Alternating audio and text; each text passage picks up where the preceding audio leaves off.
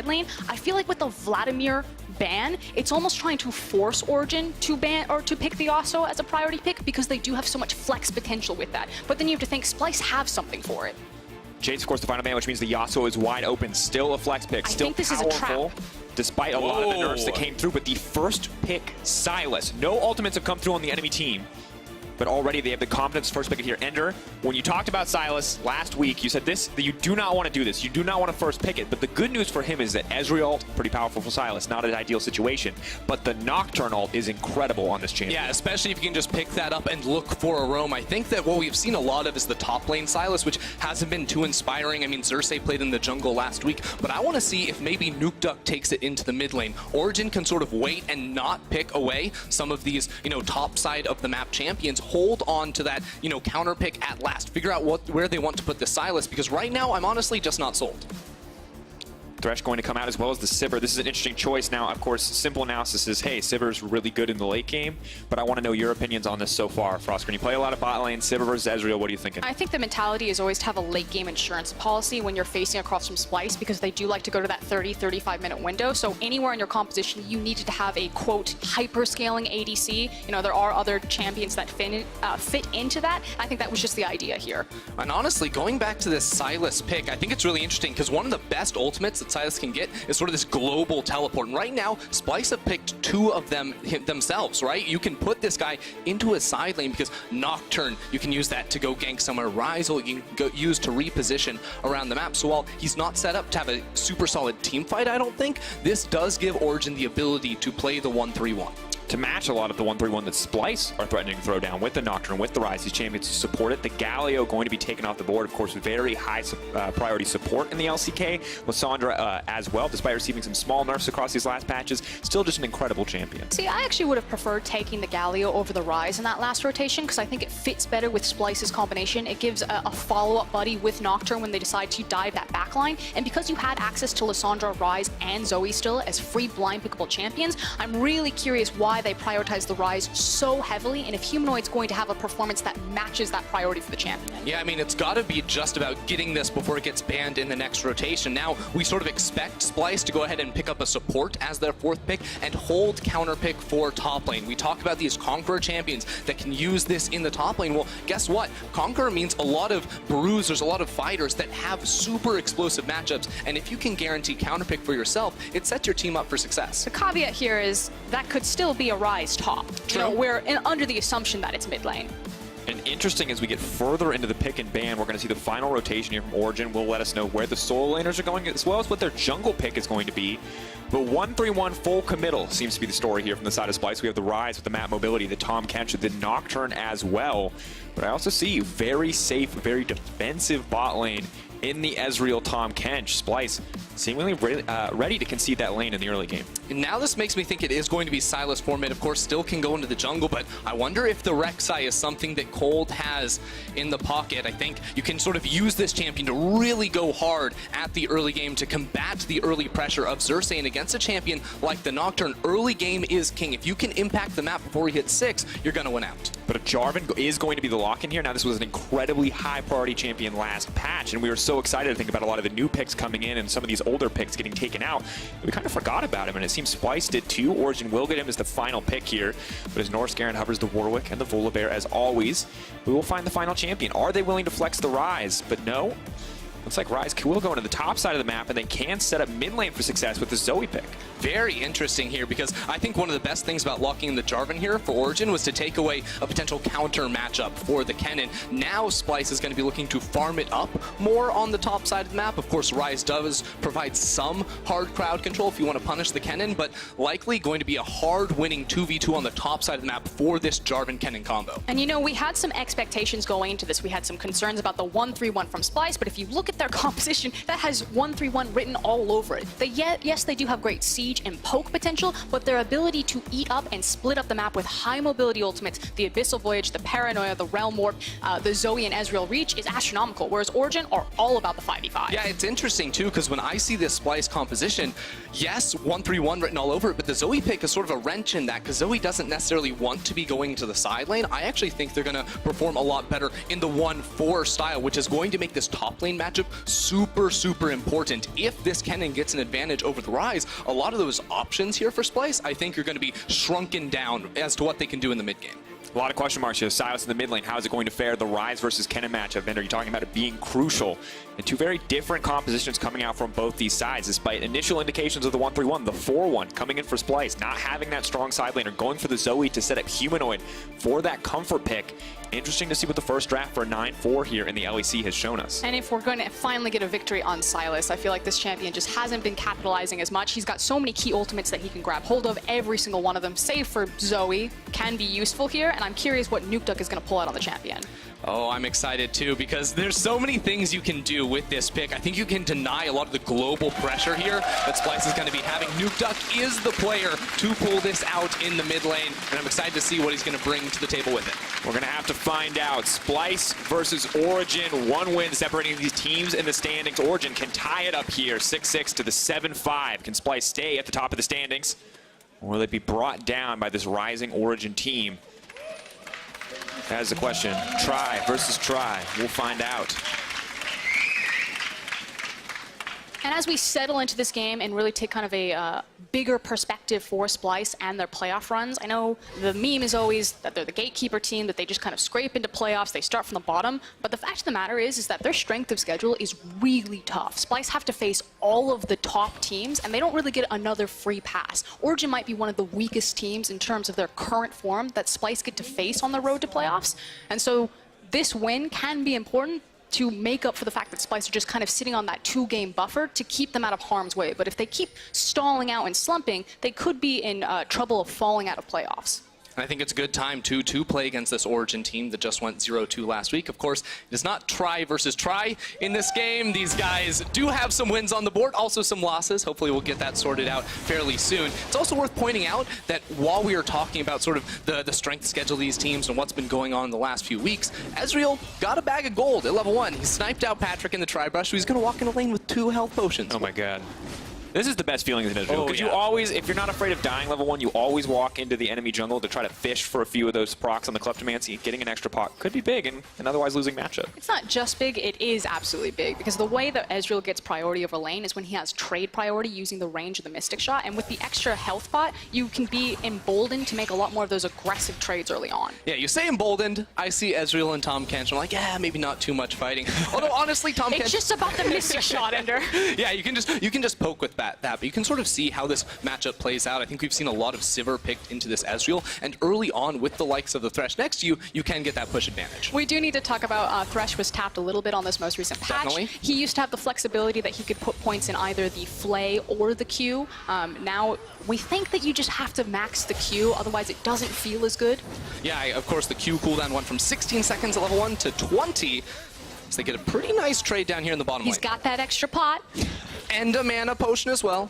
Nailed The it. little things. We were tracking a lot of Kleptomancy procs. Of course, we've all been playing a lot of bot lane games recently, so you can maybe understand the focus as Kleptomancy sometimes single-handedly decides lane, but it doesn't look like it's going to decide this one at this point. Hard for Ezreal to land those Mystic Shots in midst of this creep wave. As we check in elsewhere on the map, though, junglers on the top side, respectively. And once again, eyes have to go up to the top lane. How is this matchup going to unfold? Because for now, remaining even. Yeah, and I think it's definitely, in terms of pressure, going to be favored over towards Origen. If you actually look at the jungle matchup, because I think junglers really do have a heavy impact over how all of the lanes play, but specifically topside, Kold went for both Scuttle Crabs. He got some vision in the river for his top laner, and while he is now pathing down away from Alphari, it's definitely going to be the fact that if these two members go 2 versus 2 against Xerxe and Chachi, it's significantly going to be towards the side of OG. Of course, Xerxe going to grab Krugs of his own, matching XP for now, at least, as we'll get a clear. Nukeduck getting a fight started. Kold not going to flash to extend there, but we'll force the flash out for Humanoid. As red buff ticks down, that's going to force the back. Now, no TP for the Zoe at this stage of the game. That means Humanoid is just going to be in dire straits here. Nukeduck, though, I have to assume is going to back here shortly. It's also the aftershock, excuse me, coming out of Nukeduck. So we've seen a lot of different iterations of Sylas, even a Comet Sylas, thank you, Soaz. But this one is kind of the more traditional tanky, and usually when you do see him take in mid lane, this is usually the keystone that he does spec into, and can be double dipping on a lot of the tankier masteries to help him sit in the lane and sustain and look for these trades with his W. Yeah, and I think it's actually super important when we actually get later into the game here, especially for Nukeduck, because his E2 forces him to go into the thick of things in these fights. And when you see mid lane Sylas, you think Rod of Ages, maybe some AP, maybe the Iceborne Gauntlet, but still a little bit squishier than you would expect to see him out of the top lane. So the Aftershock is going to be very vital for him just to actually participate in later game team fights. And it's interesting because when we look at Nukeduck, this is a guy who we talked about, ooh, we want to get him that red side counter pick. He went for blue side. He went for the incredibly aggressive Sylas pick. Now, of course, it's a flex, so there's a little bit of comfort there. But honestly, the Nukeduck champion pool, champion ocean at this point just continues to grow. And this flexibility, I feel like, is so much of what makes him a threat in the mid lane. It's also just what makes Origen very threatening. I had some, conversations with you backstage about Dracos, where this idea of Origen in a best of one, it's been fairly inconsistent. It feels very volatile. You don't know whether you're getting on or off the Origen hype train.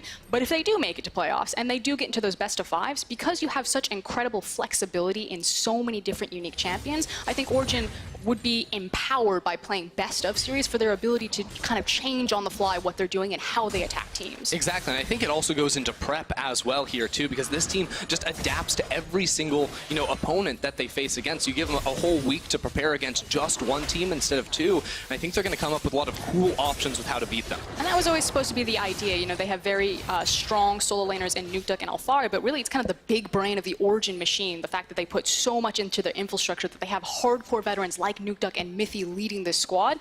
It just hasn't been as consistent as we would have wanted. No, and of course a lot of people, even after a rough week, still remind themselves of course, the G2 victory. That a lot of people believe to be hold on to peak Origen, right? That's what you're looking for when you look at an Origen game, but they haven't been able to show that every game quite yet. For now, though, in the early game, things are going okay. Very small goal difference, most likely chalked up to the Kleptomancy in the hands of Ezreal, but a small lead on the top side for Alphari. Of course, going to be good. Got to level 6 early and can maybe now start to threaten a little bit more on the top side. Yeah, and I mean, this whole game so far, Alphari has been pushing slowly but surely up towards the top side, but it's going to be very soon that we actually see Xerxe tick over to the level 6 mark. And I mean, he's been a guy that's been hovering around Alphari so consistently, and honestly, this Kennen, when he pushes up, it is a relatively easy gank when you have the likes of the Rise route to actually set up for an early kill. And frankly, you have to think, if you're Xerxe, where are you attacking on this map? Because you're against a Sylas with Cleanse versus Zoe, and then you have the hyper-defensive Ezreal and Kench bot lane. It feels like the only sure kill is that Rise hard CC with Alphari's Kennen. Now it looks like we may see a fight, though, as Humanoid tries to lay down a bit of poke, but Origen using the bot lane priority to try to contest here, and Nukeduck going to take away the Ezreal ult. Keep in mind, Alphari has teleport, Vizicsacsi does not. So OG are going to end up backing away, but they're walking over Fog of War. Humanoid does not know that Kold is here. Step forward, is just going to fish there, knows exactly where he's coming with the portal jump. They're going to follow up here. Ezreal comes out, burst damage in, and that's going to be first blood. Donated over to Kold. Absolutely beautiful there from OG. It's sort of the bait and switch, right? You walk over towards the blue buff, get the rest of Splyce to be scared of that area of the map, but OG knew they had total vision control over the river, no flash onto Humanoid, and set up for the easy kill. And now, of course, the Catalyst in the back pocket of Nukeduck getting that assist as well. He's already been pushing out this lane quite nicely. He's going to sit even more comfortably in the tankier build for the Sylas. It's going to make it a lot more difficult for Zoe. Humanoid gets this counter pick, gets in this comfortable spot, but now he's kind of on the back foot here. Has his minion Dematerializer, a bucket of Dark Seals, but this lane is only going to get harder. A bucket of Dark Seals. 2 is what you need for a bucket, I've decided. The nice thing is that he is Zoe. He still has incredible range. Now that he's got more levels, he'll be able to kind of sit and wave clear with Sylas. He doesn't need to go toe-to-toe here.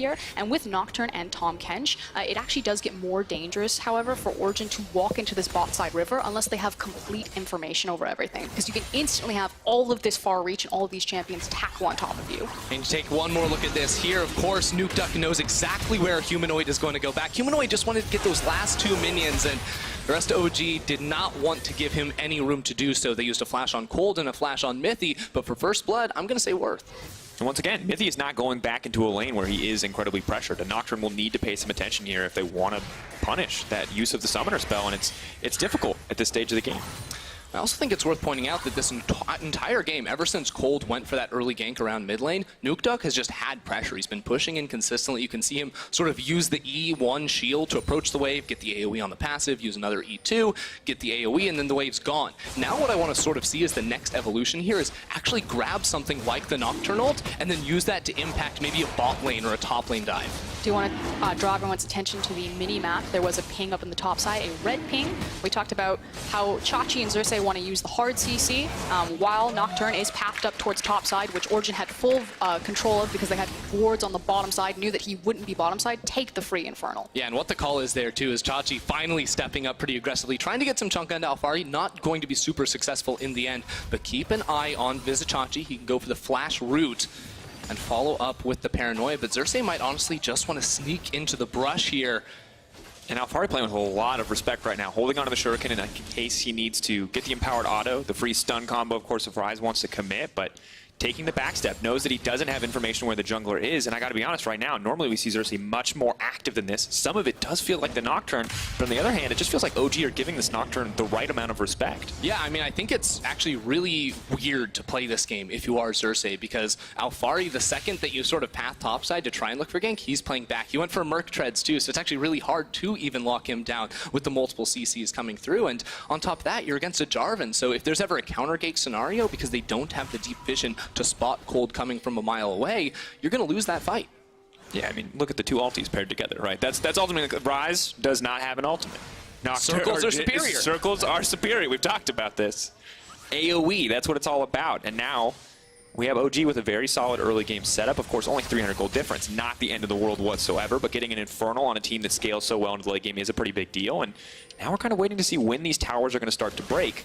Good news is, for OG as the scaling team, is that none of this tower plating has gone down, so it's not like Splyce are suddenly going to get a big influx of gold, and they sit pretty cozy in this early game. Yeah, Origen are just playing a hyper-controlled, very slow-paced game, although hold on. Here comes Mithy. Mithy. Both supports in the mid lane. Nukeduck could get too aggressive here, but pretty difficult to punish the Silas at this point. And it just felt like the game plan. I'll hold it. Here we go. They're trying to make their way out, but Xerxe's now all in the middle of nowhere. The flash out. Tahm Kench's going to try to find the save. Huge committal coming in from Splyce. Getting a lot of summonal spells here, but no kills in the end. Yeah, and while this is all going on, Sivir is just free pushing in the bottom lane. Patrik with a 20 CS lead now, pushing down that turret, getting some plating, and forcing the teleport to come out of Vizicsacsi. So all things considered, OG are going to end up winning with only the flash as an expense. And what I was going to say is it felt like from minute zero, the fact that Kold pathed for both Scuttle Crabs, the name of the game was just to track Xerxe. Once he was on the Nocturne, they knew that his gank pathing would be slower, but they kept pushing forward, you know, very aggressive vision, controlling both of the Scuttle Crabs, and they made sure that they always knew where he was going to be, so they could play out the lane pressure appropriately. Yeah, and I think that's actually one of the biggest strengths of Kold. You know, you see this player, and he's not always going for a ton of early game ganks, not shutting down any lane with like overkill, you know, 2-3 ganks. What he does do is he stops the playmaking ability of his opposition. I mean, you remember what, you know, when they played against G2 and Jankos was going topside, Kold read that and said, you know what, I'll go bottom lane, build up an even bigger advantage. This is a smart pathing jungler that will know all of these matchups and be able to abuse those tendencies of his opposition. And now the question is, when Splyce don't get kind of that springboard early game that they're used to getting, because Xerxe has been stalled out, do they actually get to that 35-minute mark where they can make those clutch team fights? Well, we kind of saw what happens when they don't get the early game. It looks like they tried to force on the top side. And sadly, because it doesn't work out, it feels like they burned so many of their resources. That first Nocturne ult having no effect is brutal, when really if you get 1 or 2 kills, this game can start to snowball out of control with a powerful pick like the Nocturne in the jungle. Absolutely can now. OG with priority in top lane. They know Tahm Kench just went back to base and Nukeduck was pushing mid as well, so they're going to start up the Herald one more time. They want to take this before the 14-minute mark so they can place it very, very quickly and maybe use that to get some turret plating. It's a super safe call because, again, the TP discrepancy is there. Vizicsacsi doesn't have teleport, Kennen does, so they feel super comfortable going for this, maybe a steal, Casual. knowing that they could have all of their members stacked on top of it if needed. And here's the thing, Kold is going to use that to get a quick base out, and Origen can use that either for the turret plating, as I mentioned, or just to try and break one of these towers down once the plating does end up falling. But they're in a really good position, right, where Kold was able to solo out the Infernal Drake earlier on. They pick up the Rift Herald before the second Dragon of the game spawns, so they can now play more towards this next objective, look for some towers, and use that to try to get a gold advantage. Because honestly, while we have been, you know, favoring what OG been doing so far this game, it is Splyce with a 400 gold lead. Not going to be much longer, though, unless Norscaran can save his buddy, and he will be able to for now. But forcing Kobbe out of lane means Patrik is going to have access to at least one tower plate, which will start to shift the gold back. Remember that Jarvan still has the Eye of the Herald as well, so they can try to make a double play here if OG want to fully commit. Not just Eye of the Herald, but he's got like a full runway of control wards. That's 4 control wards in the river for Origen right there, and it means that Origen can just keep pressure in top and mid, and Kold can just walk between both and just say, is today a good Herald day?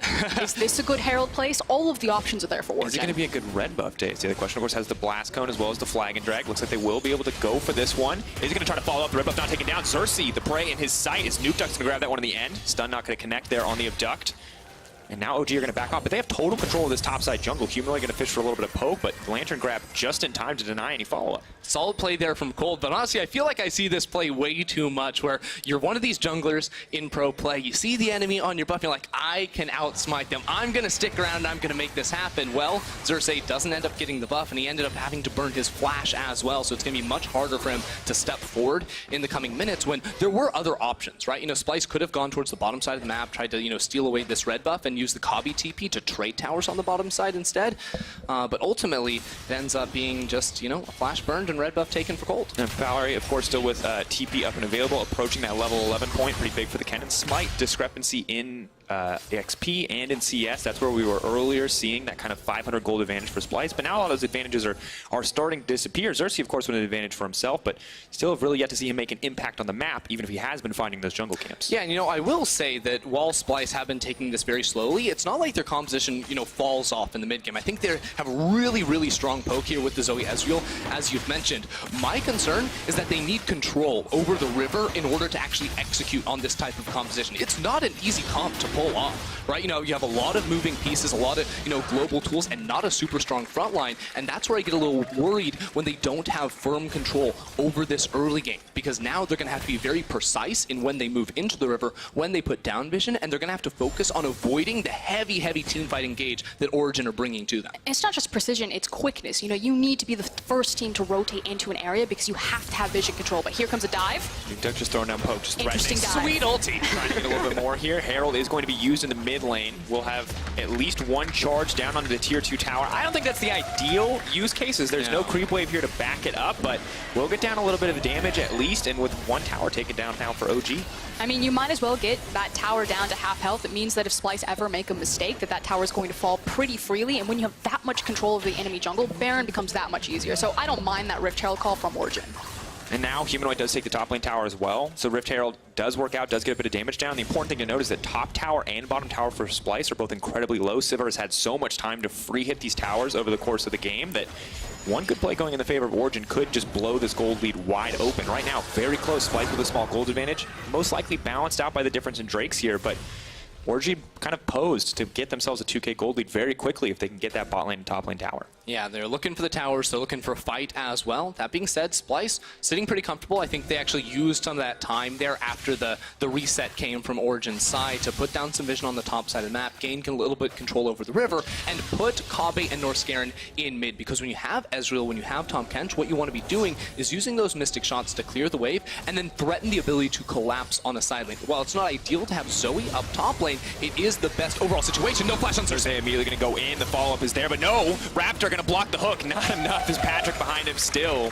Going to grab the kill in the end, and Origen just finding these picks left and right. Just a questionable call. You know, Xerxe didn't have the information to walk into his jungle like that, and I was about to give Splyce some credit. You know, Xerxe is almost level 11. He'll have 2 points in the ultimate, and now that the map gets opened up, it's more important about that paranoia. You know, maybe Origen will overreach and he'll be able to punish them, but walking blind into your jungle and dying like that, obviously not the right foot to start out. Yeah, and I mean, it's just sort of this thing, right, where Splyce, you know, it's hard to pull off this type of competition. OG can just say, hey, we're going to EQ in with the Jarvan, drop down the ultimate, and you're in a lot of trouble as they now do access the gold in that top lane turret. Are going to try to extend this advantage just a little bit, and I think the most impressive thing for Origen is their ability to play around vision and surprise these members of Splyce. And you know, we talked about how Sylas needs so many key ultimates as kind of like that last X factor for him to just be a WoW champion for us, but I actually think Nukeduck can just play on a side lane at this point and no one can stop him. You're going to have to bring multiple members to deny him because Humanoid is just suffering in the 1v1 matchup.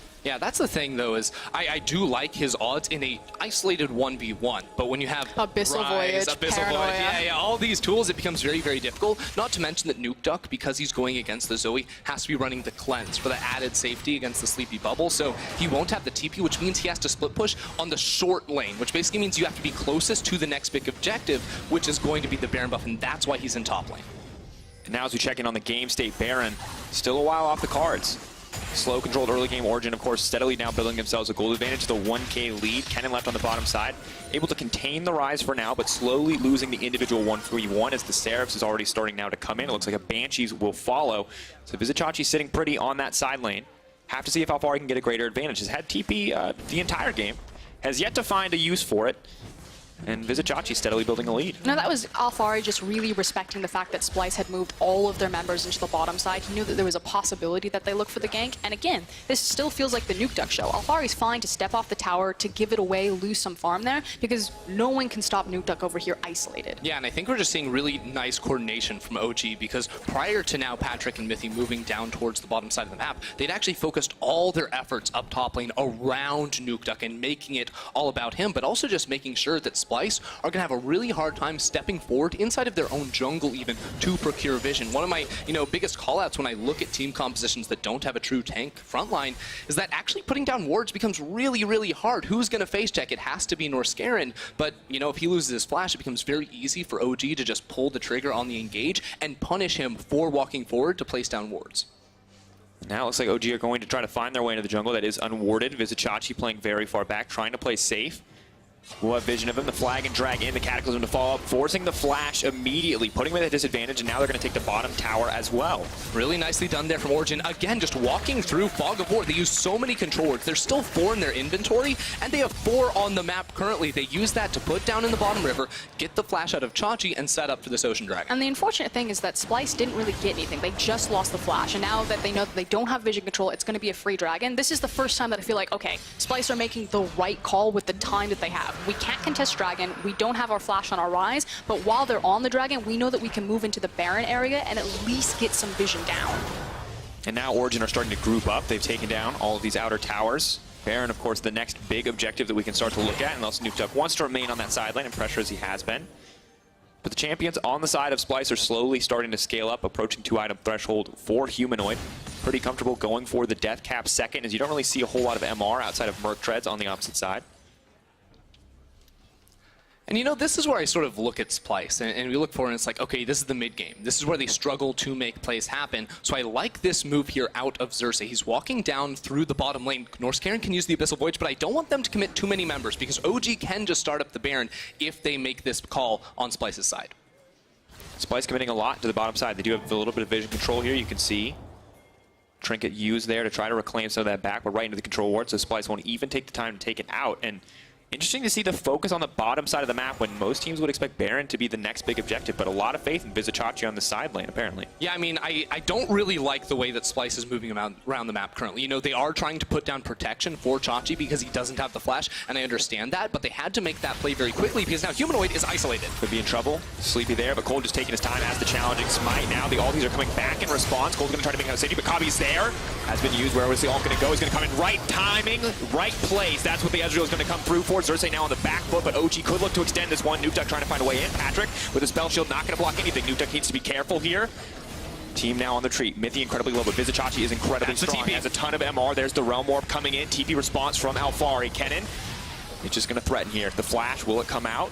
Is he going to try to commit? Is he going to try to get anything else here? Nukeduck now going forward. Is going to miss on the stun, and Kobbe's just raining hell from the other side of the wall. Goes over with the Arcane Shift to get a bit more, but OG going to have to back off. It felt like one of the biggest problems is that Humanoid couldn't push as far forward as Vizicsacsi would. So he had to wait until the tower was, or the creep wave was pushed into him. You see that Origen tried to capitalize that, look for the dive, but Xerxe was finally in the right place at the right time, using the Abyssal Voyage as well as the Paranoia to at least trade back there. Yeah, and I mean, we watch this one more time. I think it's a really good setup here here from the side of Origen. And after they get this kill on Humanoid, notice how Kold saves his ultimate to get the last hit here. It gets a little bit messy. There's a lot of stopwatches going down, but notice this. Xerxe comes in straight onto Nukeduck, has to use his stopwatch as well. The fight looks very ugly because Splyce have to play on a knife's edge. They don't have a traditional front line, so it has to be very, very slow, and they have to pick their targets so precisely. What I find really interesting is also the call to hold Alphari's TP. He had it available pretty much the entire fight, and it tells me that Origen were deciding, are we going to commit to this fight? Are we just going to disengage from it and take what we got? Well, here's the thing. There were no wards for him to teleport to until the very second when he actually went through with it. So maybe the comm's getting a little disorganized there for Nukeduck as there's a spell shields the abduct. Engage there.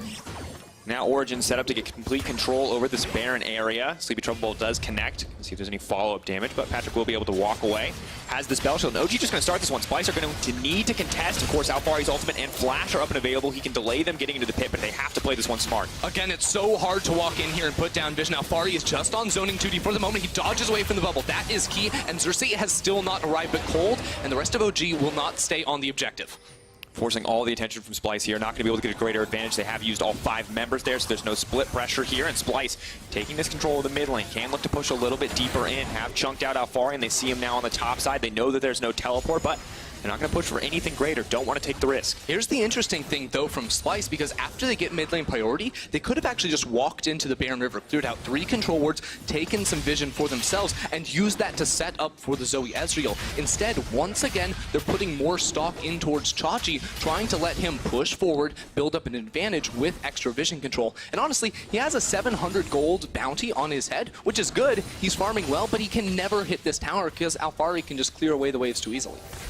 But of course, it is starting to balance out the gold difference. 3 dragons on the side of OG, but Splyce are not letting them get a greater gold lead. And you can see individually, Chachi with a massive advantage, and we're going to have to see if it counts for anything more, but he has now been caught out. The whole team is here to collapse. There's almost no way for Rise to get out of this one. Hooked up, taken down. Paranoia going to go put onto the top side. Nukeduck now next on the menu. Have to play this one smart. The cleanse now comes out. He's going to try to heal back up. Going to pan away. We don't want to see it. He dies right there in the face of 4. But ultimately, just the side laners die. You do see Splyce now kind of cheating down towards the Baron. I think it's just to clear out the vision, because while it took so much time to kill Nukeduck, it meant that Origen could get back in position from the bottom side of the map, reset neutral position in mid, and say, if you start the Baron, we can contest you. Yeah, I mean, this game is just getting really, really interesting right now because neither team, I feel like, is really confident in actually playing the next, 5 minutes of this game. I think Origen can just look to press the Sivir R, go for these heavy, heavy engagements onto some, relatively low mobility members on the side of Splyce, but they're going to use this chance to get one more look at Chachi getting caught, because again, OG walk over no wards on their entry towards bot lane. And it's interesting because they set that up earlier, and the vision just wasn't there this time around. Nukeduck, of course, not really a lot of options here. Tries to cleanse out. Think maybe the healing on the W will be enough to turn this, but I don't think appreciates that there are 4 members right on top of him. Yeah, that's a pretty big mistake there from Nukeduck. You have to respect those global abilities, especially when your team is making a play on the opposite side of the map. Of course, not going to set him behind too much, and it is OG with control. And you have to remember that coming in, this game actually has pretty big stakes. Both these teams are fighting for playoff spots. Playoff spots more important than ever. You can see how close the top is. G2, of course, head and shoulders above everyone, but second place is just about everything when it comes to this playoffs race, and winning here can be a big deal for both these lineups. So maybe this explains why they are playing a little bit more back, less willing to pull the trigger on some of these more aggressive plays across the map. I mean, I don't know if it's just like less willing to pull the trigger or actually just making some of the wrong plays or the wrong side of the map that you're cheating towards. That said, Origen have now grouped up. They've got kind of their big break point on the Sivir. So we talked about have a late game insurance policy for Splyce. You have the likes of the Sivir there. She's got 3 completed items. And now, money where your mouth is. This is the gamble that you win on. Do you take Splyce at 30 minutes because it's just around the corner? Yeah, I mean, and we look at this game, right? It's deadlock even in terms of gold, but I still think that Origen's comp is way easier to execute. Their team fight is so much stronger with the Sivir, with the setup of just a Kennen and a Jarvan as well. It's going to be very easy, and they even have 3 Ocean Drakes to absorb the poke of the Zoe Ezreal duo. And you're at this awkward point where if Origen never get their ideal 5v5, a pick like Tahm Kench just feels so useless because, yeah, you save one guy, but, like, hate to break it to you, a lot of circles, a lot of AoE on the enemy team. You can't save everybody with the Tahm Kench. And the burden of execution definitely there for Splyce. Something they've struggled with a lot of the times, but have always found their way out in these late game elements. So Splyce, I don't want to meme them and say that they're super comfortable in the late game, but they have been here a number of times. One of the strengths that they have right now is the fact that Origen haven't been able to get aggressive vision over Splyce's red side jungle. Because that they don't have complete information, they just have that shallow raptor ward.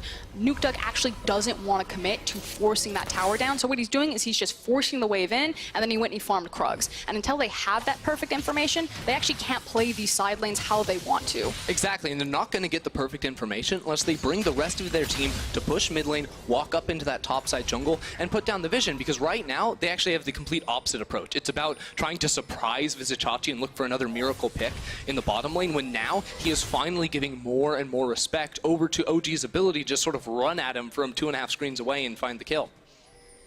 And we look at this game, it's going later and later. 4 Drakes for OG, they just continue to build in these late game win conditions. Now have the Elder Dragon as an option as well if they are able to secure that one more major objective that is a huge deal for them and not all too important for this Splyce lineup. Mithy maybe could look to fish for a hook here, has enough vision to know where Ezreal is going, but once again, playing safe on the side of Splyce, but they are just going to give up this tier 2 mid lane. Ezreal all comes out, is really shielded. Redemption 2. Coming in from the Zoe, though. Not that questionable in the end. I'm going to say it. You guys questioned the Riftail. That meant that if Splyce ever made a mistake, that tower was going to be free, and it makes playing around the Baron so much easier. Now, what really opened that up was the fact that Alphari got the wave far enough down bottom that it bought him a big enough buffer that he could run mid and help his team make that play. On the other side, Chachi finally pushed that tower down. 4th time's the charm. Fourth time the charm of this gank. Oh no, they're going in one more time. The Rise is so strong, but not strong enough. Now Tom catches the middle of everything. They need to go in. He gets in, he gets out. Nocturnal come. That was a put me down, pick me up, pick me up. It's like, bad idea, abort, abort. No. Oh god. Well, that was definitely not what they wanted here. As we now hear Tom catch ulti sound. That's Nukeduck taking the Tom catch ulti, bringing him home. Norscarin now going to be taken out as well. Origen, just in a blitz of ultimates, are now finally able to find a greater advantage. This will open up the Baron to them if they want to push for it. 2 members down on the side of Splyce. Keep in mind, basically none of the ultimates on OG's side were actually burnt. It's only the Sivir that they're lacking right now, whereas Splyce, they've got 2 of their primary initiation tools gone off the board. Now, the one thing is they don't have the Paranoia, and Splyce do have 2 blue trinkets available. So while Xerxe can't use the Paranoia as a drive-by, he can flash into the pit, which is why Nukeduck is zoning. And Nukeduck's a level 16 Silas, so if there's anyone who can use the Paranoia right now, it is the mid laner for the side of Origen, and he can now roam back to support his team. 5k on the Baron and dropping. This is where you got to keep your eyes. Battlestar might be able to do it, but they're trying to find the follow-up. Alphari now going to get pulled off. Nukeduck in the middle of everything. Now the ulti comes in. Alphari following up, finding an opportunity. Vizicsacsi going to try to fire back. Copy there, but the red buff going to block a few shots. Baron already taken down. Now the ulti's coming in. OG want to follow up on this one. The spell shoot going to block the hook. Nukeduck now stepping forward. On the hunt has been used.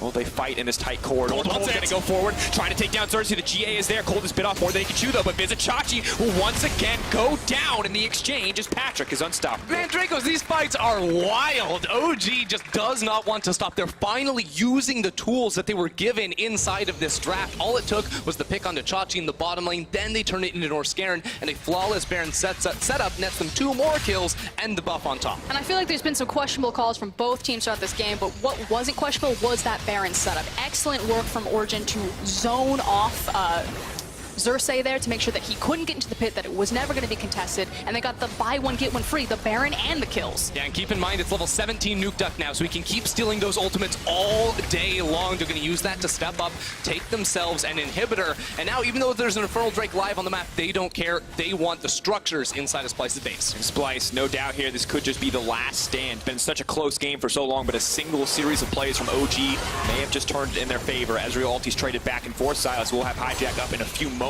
here. Not able to take the Nocturnal. Could look for the Tom Kench. None of the useful ults up and available at this stage for him. So not quite as threatening as it may have been, although the timer is steadily ticking down. Can use the TK to roam to a different lane if they want to. Sleepy Trouble Bubble won't connect, and Origen just going to continue to pressure here, going to continue to poke at this inhib, have the safety of the Thresh Lantern to make it out as Patrik will go for one more cheeky auto. And right now you have Nukeduck and Kold escorting the minions in the mid lane. They're going to wait for the next wave. That should buy them pressure here to take down this inhibitor. Ulti coming out, Xerxe just brought back into the enemy team, and Patrik's just going to walk away. The Nocturne not able to make an impact. Splyce definitely want to save this one. Norscarin stepping forward, but the Jarvan just going to leap in right away. They're turning it around. Absolute obliteration. OG just destroying Splyce in that exchange. And it's just too easy at this point. Origen said they're not going to contest this in the lanes. We can have all the late game insurance policy, and then they just run it down Splyce's throat. Too good. from the OG lineup. Once again, they find that opportunity. Splyce plays such a slow game, and eventually it turns against him. Vizicsacsi, all the gold getting funneled into this rise, but he is the one that gets caught out, and he is the one that sets up this play for Origen to be successful in the end. Banshee's Veil now burned, threatening off to the side. Nukeduck stepping forward pretty fearlessly.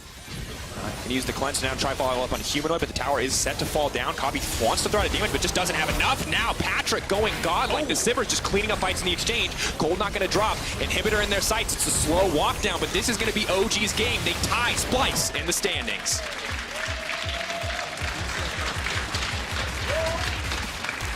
You know, they took it slow, Dracos. Origen had so many tools, and finally, once they were able to execute on it, they pressed their buttons, they went ham. And it all came from a stellar control over the map. It was very methodical coming through from Origen. And for a team coming off an 0-2 week, this is a very strong step in the right direction. And on the other side, Splyce just look all out of sorts when they don't get that early game advantage that Xerxe has been able to pick up for them pretty much consistently every single time. We know that they stall in the mid game, but normally they have that clutch factor in the late game to pull it through. But this time around, they didn't have that early game gold buffer to help them get over that line. I'm also just a little confused as to what Splyce wanted to do with the draft. Like, we understood, we talk about it, but it feels like, yes, you have a clear game plan, but it doesn't feel like a team plan or a game plan that goes hand in hand with what your team wants to do. It's not a pre-6 active jungler. It is not an aggressive playmaker for a guy like Norscarin, and it does leave me a little wondering. I mean, when you do execute on a composition like that, it's just beautiful League of Legends to watch. It is much harder than what Origen assembled here. So, you know, maybe have another run out of that. If this is a best of 3, you probably have a different looking draft. That said, when you don't use Abyssal Voyage offensively, when you don't use the Paranoia offensively, everything is reactively, obviously you're going to have a bad time with Splyce's draft. And now for Splyce, a team that's starting to fall down in the standings, risking falling out of playoff contention as well. You can't have these sort of experimental drafts where you're not fully sure if you can actually execute on them. They need to come in with a strategy that is going to work for them. Otherwise, teams like Origen are going to be trying to bump them out. And the pressure only continues to go up for Splyce. They have G2 coming up next. SK a surprise contender in the split. A similar story for Misfits, who have been rising as well. Fnatic, who have been rising as well. So the road does not get easier here for Splyce.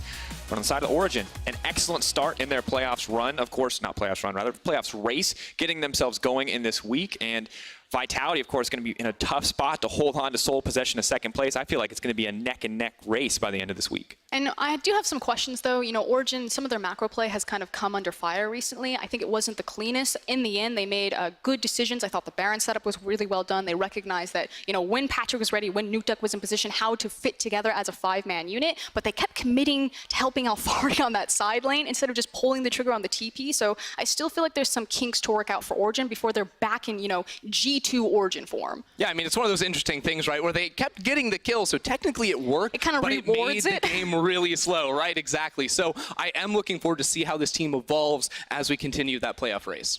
It is going to be an interesting question. And to see, of course, Silas getting a win. Very important. Ender, Missed it. so It was sorry. fun. I was very excited. First pick on blue side, too, Ender. Your absolute worst nightmare, but it does work out. And it's good for Nukeduck because you look at the best Abyssal Voyage and the best use of Paranoia, and they were both from the Silas. You could say that game. I'm telling you, the global teleports are sick for Silas. You can make so many plays. It's a good setup, right? And a lot of those alts weren't amazing. The Ezreal ult was okay, but getting the Tahm Kench and having that Nocturne tool is really what set them up for success in those final picks.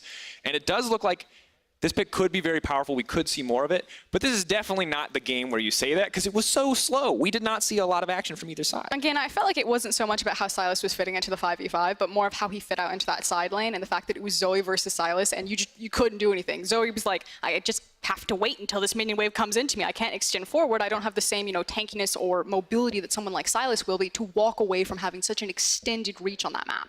And that was sort of our thought coming into 9.4. Is 1-3-1 going to be stronger? Our first game says yes, to an extent. Now the question is, how much will that continue to sort of adapt and evolve as we get through the rest of the day? Because I don't think we have a set, you know, decision on what side is better, what style of play is better, and we might get a clearer answer as we move on. That's a good question. I do like the Rise coming in, though. This is a pick that we saw drop off in priority a little bit, but seems to be taking his place once again back in the meta. Came in, came out, but the Aftershock Rise always looks good to me. Of course, who had the best performance? That is going to be the question we want to ask you, dear audience. Kold, Nukeduck, Patrik. Let us know. Head over to @LECsports and vote for your key player of the game. I'm going to say Nukeduck. I'm going to say Nukeduck. I think the deciding factor was zoning off the Baron. He also had that sick flank to kill Tom Kench once Northgaren had expended his flash. I say Nukeduck. Stole an ult from Ezreal to kill their mid laner with it. Always feels a little BM. Love that champion. But for more on that game, let's head over to Quickshot and friends at the analyst desk. Thank you very much. Yeah, they're not my friends. Gentlemen, analysts, picks and bans, first game on patch 9.4. Something that Amazing you were talking about coming into the day was that Sylas and Rek'Sai you felt were going to be very high priority. Yep. Didn't see the Rek'Sai, but we saw Sylas first pick. What else about the rest of the draft did you like or dislike? I mean, I liked what Origen was going for in the end because I think their game plan was kind of to outscale Splyce in teamfight scenarios. So basically, like, counter them with their own poison to a certain extent and just play a 4-1 comp that would work out for them in the long run. Whereas on the other side, Splyce tried to do something I've seen before and has never worked for them. It's trying to bring in 1-3-1 elements into a 1-4 team. You can't change the nature of your team unless you're really preparing them for the long run. And so far, they have looked unprepared in any kind of 1-3-1 scenario. You cannot run 2 mid-lane champions in Ezreal and Zoe, and then suddenly expect the Ryze to be able to go side lane with Nocturne and Tam.